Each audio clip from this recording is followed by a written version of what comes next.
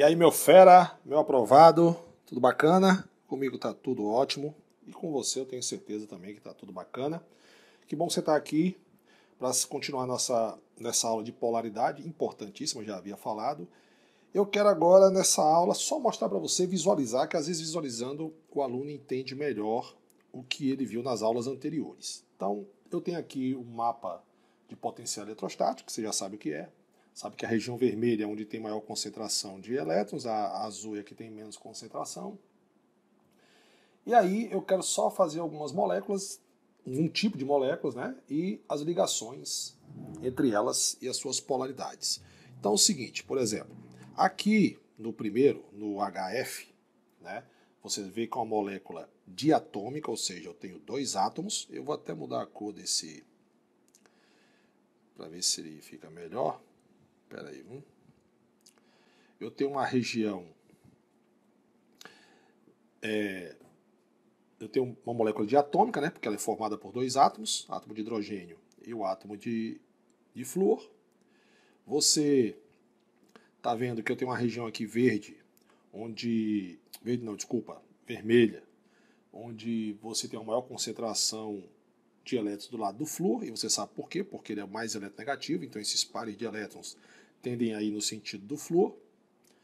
E aqui você tem uma menos concentração, ou seja, você tem uma molécula, isso aqui é uma molécula polar, mas a ligação ocorre entre átomos com diferente eletronegatividade. A ligação, ela é uma ligação, eu vou fazer tudo de preto para visualizar melhor. Espera aí, viu? Então, a molécula é uma molécula apolar, é uma molécula polar, né? Pelo mapa potencial você já viu, com a molécula polar, você tem uma concentração de elétrons de um lado, né? Mas a ligação também é uma ligação covalente polar. Ela é uma molécula diatômica, né? E ela comporta-se com um dipolo elétrico, ou seja, com um sistema de duas cargas elétricas do mesmo valor, mas com sinais opostos e uma pequena distância entre seus núcleos, porque o hidrogênio e o flúor são átomos pequenos, né? Estão bem próximos. Beleza? No segundo, eu já tenho aqui uma concentração de carga no meio. Observe que eu tenho hidrogênio ligado a hidrogênio. Então aqui as forças se anulam, né? Eu teria uma força empurrando para o hidrogênio e outra para o outro hidrogênio, esse par de elétrons, então você teria um vetor resultante diferente de zero. Então você aqui tem uma molécula apolar e a ligação é ligação covalente apolar. Você já vê que aqui, nessa molécula diatômica, ela é homonuclear, porque os núcleos são iguais, né? Beleza? E isso faz com que seja formado dois átomos de mesmo elemento químico, são formados por dois átomos de mesmo elemento químico. Então, portanto, a ligação é covalente apolar e a molécula apolar. Eu já falei disso, né? A grande chance quando a ligação ela é covalente apolar, da molécula também ser apolar, mas a gente viu as exceções. Bacana? Nesse segundo aqui, a gente tem o dióxido de carbono, é uma molécula poliatômica, ou seja, eu tenho mais de dois átomos, né, e com um único átomo central, que no caso é o carbono.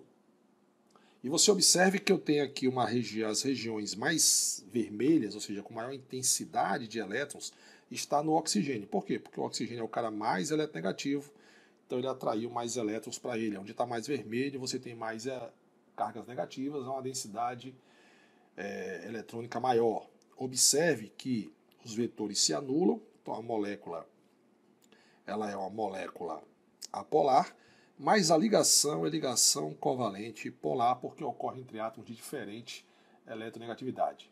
Se você observar, houve aqui uma simetria de distribuição de carga elétrica em torno do átomo central, né? Você está vendo que está bem simétrico aí a distribuição de cargas, as corzinhas estão sendo bem visíveis para você ver que o lado direito e o lado esquerdo há uma simetria de cargas, beleza? Aqui embaixo, no metano, que é o CH4, como você está vendo, a ligação é uma ligação covalente polar, mas aí você tem uma atração para o carbono, né? Porque ele é o cara mais eletronegativo, a gente já fez isso. Mas se você observar, você pelo desenho, pelo mapa de potencial eletrostático, você está vendo que ela é uma molécula apolar, né? Possui átomos nas extremidades, você está vendo aqui o hidrogênio, né?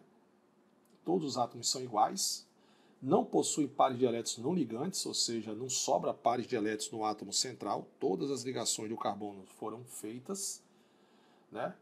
Então, a gente deduz que são apolares, né? Apesar de possuir ligações covalentes polares, a geometria ela é apolar. Isso é uma geometria tetraédrica que a gente vai estudar, certo?